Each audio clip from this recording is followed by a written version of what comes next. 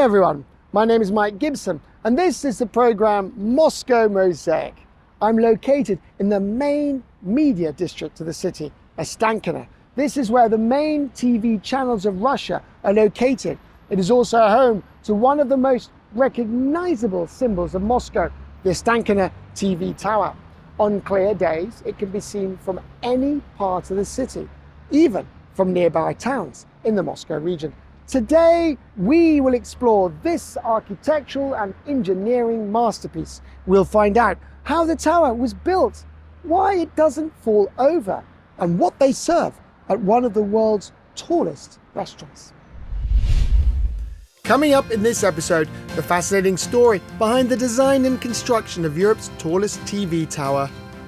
At that time, even the higher-ups had doubts. Would the Ostankino Tower stay up? The secret behind the Ostankino Tower's unmatched stability. Thanks to these cables, the Ostankino Tower is sturdy enough to withstand even the most powerful hurricane winds. Breathtaking views from Moscow's highest observation deck. Wow, the fresh air and the great view.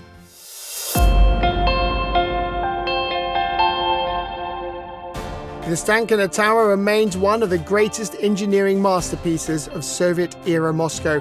Completed in 1967, its construction was driven by the need to expand USSR television broadcasting, involving complex design, groundbreaking technologies, and an unconventional construction schedule. At 540 meters tall, it still holds the record as Russia's and Europe's tallest television tower. The tower was designed by architect Nikolai Nikitin. He proposed building it from reinforced concrete and to use steel cables to make it stronger. In those days, no one had used such technologies yet. It was a construction revolution. But as you can see, architect Nikitin succeeded. The Ostankino Tower took 7 years to build. Construction was halted for 2 years when Soviet authorities grew concerned that the tower's foundation might not support its massive weight. Another unique feature of this tower is its foundation. For such a huge structure, it's not very deep, only 4.5 meters. For comparison, in 2009, a TV tower was built in Guangzhou, China. Its foundation is almost 10 times deeper at 40 meters. The tower's architect found inspiration in an upside-down lily, a flower with sturdy petals and a thick stem. The tower's supports act like these petals. During construction, their number was increased to 10. These foundation petals, combined with the structure's low center of gravity, give the tower exceptional stability. The main part of the tower is a monolithic reinforced concrete shaft 385 meters high. In order to build such a huge building, you need a lot of concrete. Therefore, a reinforced concrete factory was opened right next to the construction site of the tower. The final design change involved increasing the tower's height from the original 505 meters to 540 meters. At the 320-meter mark, there's an expansion feature equivalent to a 10-story building housing telecommunications equipment, a 3-level restaurant, and an observation deck. The highest point of the tower is the flagpole, which is located at a height of 540 meters. To this day, the Ostankino Tower remains the highest building in Europe. Internally, it has about 45 floors, but this is somewhat arbitrary. If we compare it to a regular residential building, then we can say the tower has approximately 200 floors. The tower's construction employed cutting-edge technologies not just in its design, but in the building process itself. Up to the 63-meter mark, work proceeded using conventional tower cranes. Beyond that height, builders utilized self-climbing mechanisms and an overhead crane. The system hoisted thousands of tons of structural elements. Despite its record-breaking height, the weight of this tower, together with its foundation, is only 55,000 tons. Actually, that's not a significant amount for such an architectural monster. For comparison, A fully loaded oil tanker can weigh up to 10 times more. The Ostankino Tower is quite literally the most visible landmark in the capital, which can be seen from every district in Moscow. For a long time, this unique feature remained unused. However, 11 years ago, massive screens appeared on the tower's facade, a structure named the media facade. Since then, it has been utilized for illuminations during national and city celebrations, as well as for broadcasting important public announcements and advertisements. Thanks to its elevated position and enormous size, the tower's screens are visible from a remarkable distance. Konstantin Buldakov, Deputy Director of the Regional Center branch of the Russian Television and Radio Network, shared details about this project with us. Konstantin, hello, it's a pleasure to meet you. Hello. Tell us, please, what inspired you to create such a magnificent media facade? The story of our media facade dates back to 2014. That, of course, was the year when the Circle of Light festival took place. The festival was held here in the Ostankino district. Special stands were installed by the Ostankino pond, where people could watch fireworks and salutes launched from the Ostankino Tower. The media facade was installed specifically for this event. When everyone saw how beautiful it looked, how well it fit into the architecture of the district and Moscow as a whole, how it complemented the already completed Ostankino Tower, the decision was made to ultimately keep it permanently. And how does it function? In 2023, the decision was made to modernize the tower. The media facade was upgraded to a more contemporary version. It has now expanded in size and can display high-definition video content. To put it into perspective, the total surface area of this media facade is now approximately 4,000 square meters. The media facade is perhaps the world's largest holiday light display. It consists of 500,000 LEDs arranged in 10,000 sequences. These are tension-mounted on a suspended structure attached to the tower's surface, allowing the display to remain stable in strong winds while maintaining flexibility. During daytime, this massive screen broadcasts videos about national events, advertisements, and important announcements. At night, it switches to slideshow mode to minimize disturbance for local residents. We work closely with the Moscow city government and federal authorities to highlight significant events, important dates, and, of course, groundbreaking stories. We are always ready to use the media facade to spotlight special occasions and, of course, share positive news, whether that be about upcoming events or things that have already happened. And how far away is this facade visible? It largely depends on weather conditions. I have to say the Ostankino Tower's media facade remains clearly visible even from 10 kilometers away, and in good weather up to 15 kilometers. At one point, we tried estimating how many people see the tower's display on a daily basis, and the number exceeded 15 million viewers.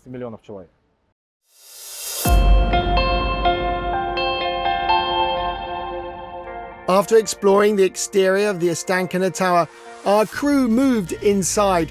To enter the building, visitors pass through the Gallery of Stars, a historical exhibit celebrating legends of Soviet and Russian television and radio.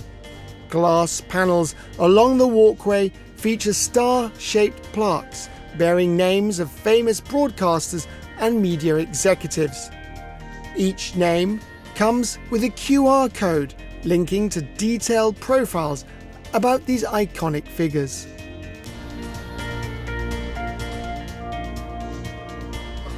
On the first floor of the tower, you can learn all about the history of the construction of this architectural marvel, as well as about its modern features. So let's start with the history.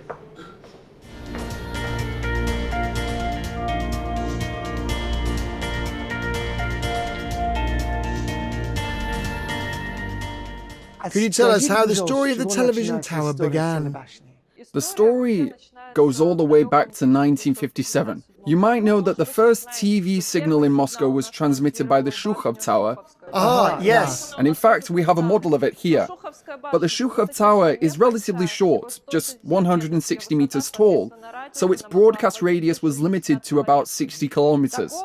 At some point, that range became insufficient for a rapidly growing city like Moscow, and the need arose for a taller, more powerful antenna. So, a large-scale competition was announced to design a new transmission tower.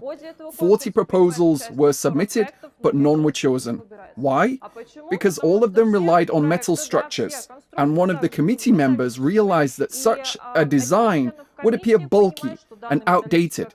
It wouldn't fit Moscow's modern skyline. And of course, he therefore proposed an unconventional solution, building the tower out of concrete. And on September the 27th, 1960, construction of the Ostankino Tower began with the first reinforced concrete blocks. The location wasn't chosen at random either. Yeah, I see it here. Initially, they considered building it in Cheryomushki, but the nearby airport would of course have interfered with the signal. Then they proposed Bersenyevskaya embankment in central Moscow, but the soil there was unsuitable. Here, the soil is ideal. The soil is dense loam, which helps support the tower's immense weight. At that time, even the higher-ups had doubts. Would the Ostankino Tower be able to stay up? And to confirm its stability, extensive research and tests were conducted over a course of 2 years. Engineers advised Nikitin to reinforce the foundation, but he refused. He famously said, "Either we build the tower exactly as designed, or we do not build it at all." He stood his ground. In the historical section of the museum, visitors can explore not only the tower's construction and design, but also its broadcasting legacy. You might have noticed those large round windows in the structure. They once housed the transmitters for every TV channel. These were massive units, essentially big boxes that broadcast each channel's signal. Today, the transmitter hall no longer has those bulky units. Instead, we have a single high-power transmitter and 2 advanced multiplexers, which now deliver modern digital signals from the Ostankino Tower. Today, the Ostankino Tower is much more than just a tall signal transmitter. It's a cutting-edge technological complex with multiple functions. Visitors can explore all its unique features at the museum's interactive multimedia center. The tower is also a vast sundial. Here you can see how the structure's shadow changes at different times of the day. For example, in summer, at dawn, the shadow can be as long as 10 kilometers.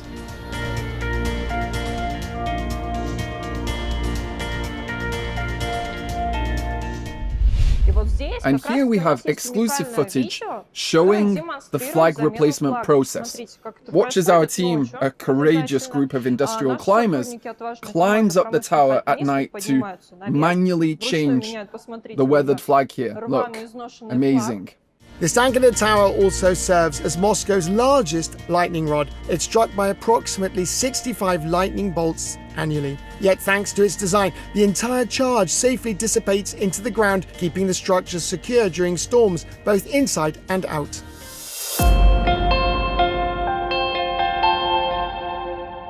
After exploring the Ostankino Tower Museum, I headed upwards. Our first stop, the technical floor at 85 meters, where you can see the tower's internal structure and understand the engineering behind its incredible stability. The Ostankino Tower is so strong because of its unique design. It has huge steel cables stretched inside. They distribute the load evenly throughout the structure and allow the tower to withstand any weather conditions and even earthquakes. The thing is that throughout its cylindrical section, the Ostankino Tower's concrete shaft is essentially a hollow tube. There are no rooms, floors, or studios here, just raw concrete, steel frameworks, maintenance catwalks, and The elevator shafts we of course use to move vertically through the tower's core, as you can see. I see many cables here. Yes. What's their purpose? These cables are actually the backbone of the entire structure here. They utilize pre-stressed concrete technology. 145 steel cables run vertically through the concrete shaft, applying tremendous compressive force. This innovation makes the concrete both stronger and more flexible, enabling the Ostankino Tower's revolutionary design. The thing is, before its construction, all tall structures like this were built from steel frameworks chosen for their natural flexibility. Concrete, unlike metal, has no plasticity. But thanks to these cables, the Ostankino Tower is sturdy enough to withstand even the most powerful hurricane winds, up to 45 meters per second. The cable also allowed a controlled sway, meaning the tower can safely oscillate several meters during extreme weather conditions. The Ostankino Tower also functions as a weather station. Special sensors installed on its surface measure wind speed and direction, humidity, cloud cover, and other atmospheric data. They monitor conditions every 15 to 20 seconds and are placed along the entire height of the tower, from the base up to 503 meters. I feel like a real climber. Yes, for sure. At this height, more than anywhere else, you truly feel like an industrial climber, a high-altitude installer. And of course, here we'll see the weather sensors that the tower uses to collect all this meteorological data. As you can see, they're positioned quite far from the concrete shaft to prevent air turbulence from affecting the accuracy of all the readings. The collected weather data can directly impact the tower's operations. For example, during strong winds, the high-speed elevators slow down, depending on how much the tower sways. This ensures safety even during stormy winds. The lifts in the tower are not just fast, they're very fast. They reach speeds of 7 meters a second.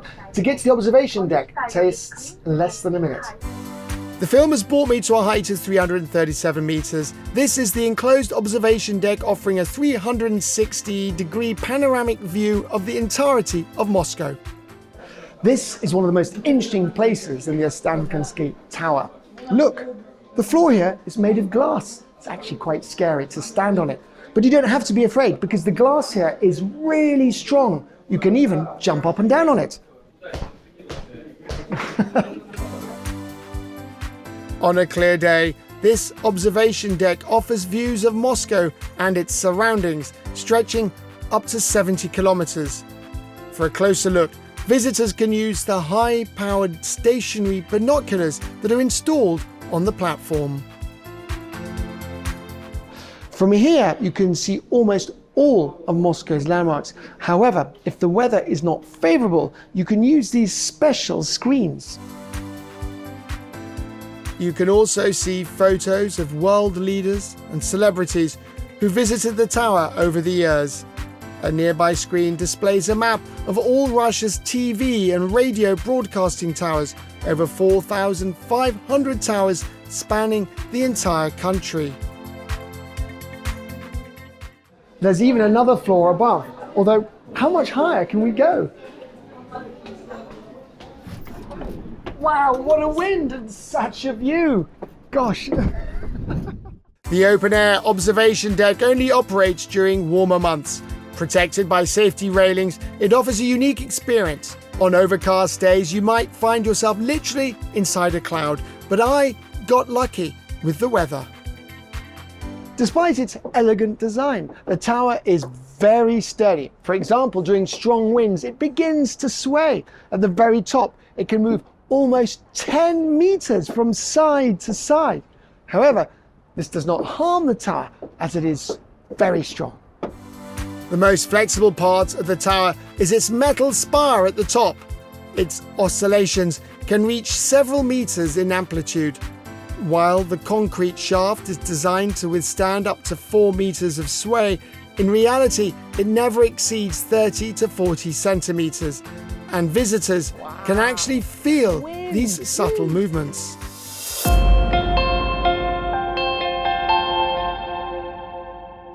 Under the observation deck, there is an entire restaurant complex. It consists of 3 different halls on 3 floors. The top part is called the Bronze Hall, featuring a cafe. Below it lies the Silver Hall, with an expanded menu including snacks and hot dishes. 1 level down is the Gold Hall, a full-service restaurant with elegant decor, gourmet cuisine and premium service. It's here that I met Anatoly Klitschkov, the chef of the entire Seventh Heaven restaurant complex. Could you tell us, please, what makes the restaurant and the complex so special? Well, let's start with the view. That's the first thing. When guests arrive here, their immediate reaction is to look at the view. They are already thrilled by that. Then when they enter the restaurant complex, there's the interior design, the service, the interaction with the staff. Our waiters know every detail, the layout, nearby streets. Guests, of course, love when the waiters share these insights. And the sunset, yes, that's the highlight. Romantic dinners. We host many couples who come specifically to witness that magnificent sunset while enjoying both the atmosphere and the cuisine. Do you have any signature dishes here? Absolutely. Our eclairs and our borscht, both are a must-try. Our borscht is a bestseller and every guest who tries it loves it. The flavors are perfectly balanced. There's sweetness, a tang from the fresh tomatoes, and we add garlic butter. It ends up with a sweet, sour, salty flavor. The saltiness comes from our rendered pork fat, made from ground pork belly. When you get all these flavors together, it's incredible. Everyone who tries it raves about the taste. I'd love to try it. You should definitely do it. I couldn't resist the chef's offer and decided to sample the restaurant's signature dishes. Hello! Your borscht, sir? It looks so amazing. Yeah, with sour cream, Borodinsky bread. Is that sour cream? And rendered pork fat. It's inside.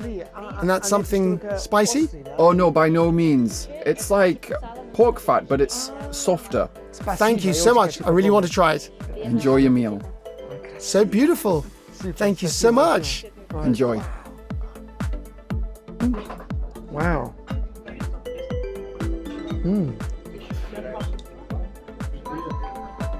Ooh, that is really delicious.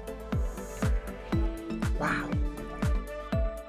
The meal concluded with their signature dessert, a cloud-shaped white chocolate mousse with orange filling. A real tower and a real cloud. So beautiful.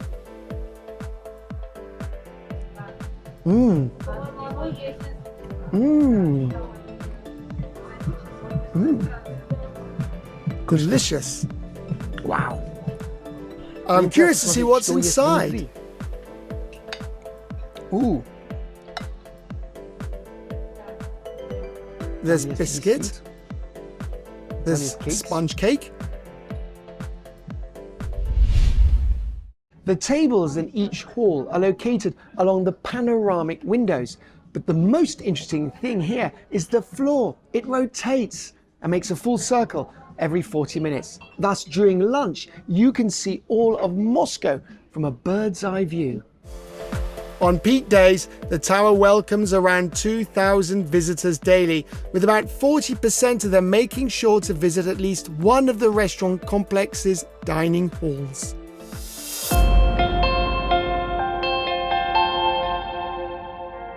The Ostankino Tower isn't just a symbol of Moscow and one of the city's main tourist attractions. It's a massive, sophisticated, technological complex that provides Russia's capital with round-the-clock, high-quality TV and radio broadcasting. What's more, it stands as a brilliant example of how unique Soviet-era architectural and engineering solutions aren't just preserved as museum pieces, but remain actively used in Moscow residents' daily lives. Despite being over half a century old, the Ostankino Tower maintains its cutting-edge relevance. Our tour of Europe's tallest building has come to an end. I have seen the capital of Russia from a new perspective, and I've learned so many new things about the Ostankino Tower. I really hope you have enjoyed the tour as much as I have.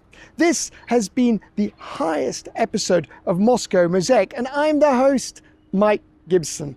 Hope to see you in our next program. Bye.